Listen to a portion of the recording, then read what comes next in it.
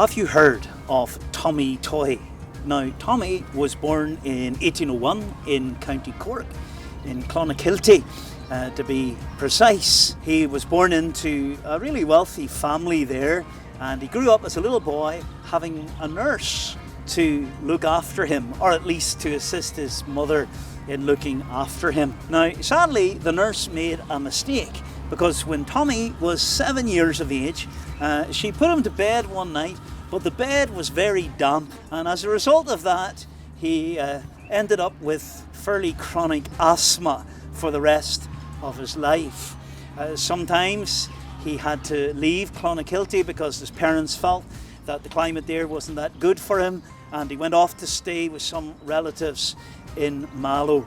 As a young man of 17 years of age, he came to a living personal faith in Jesus Christ. He came to faith through the ministry of a Church of Ireland minister, but when he went to stay with his relatives in Mallow, he belonged to an independent or congregational church.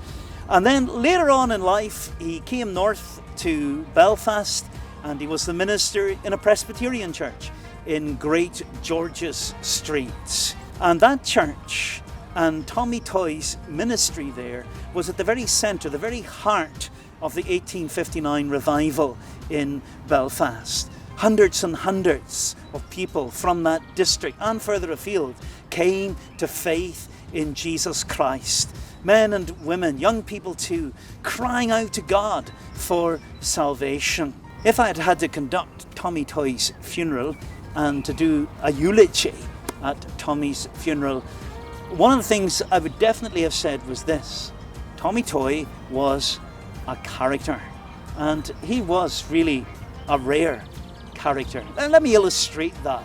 In Great George's Street Church, they had a big pulpit, and they had lots of steps coming up to the pulpit, and there was a handrail that went down the side of the steps. One night, Tommy was preaching, and right unexpectedly, he just sort of stepped aside, got himself onto the banisters, and slid down the banisters as fast as he could go. And then at the bottom of the steps, that's what he said to the people. Very solemn. That's how quickly you could slip into hell.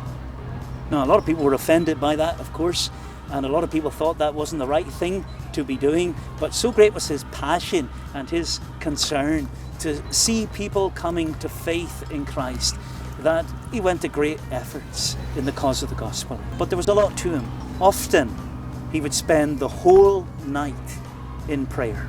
The whole night. He recognized that he was entirely dependent upon God in what he was doing. That this wasn't Tommy Toy's work, this was God's work, and he needed God's help. And often he would spend hour upon hour calling upon God in prayer. It's just a further reminder to us of that amazing relationship between prayer and revival. A further reminder to us of the importance of wrestling in prayer, of agonizing in prayer, such as we saw Jesus doing in the Garden of Gethsemane. 1859, a great year when God really came and was at work in this land. But please, a warning to finish.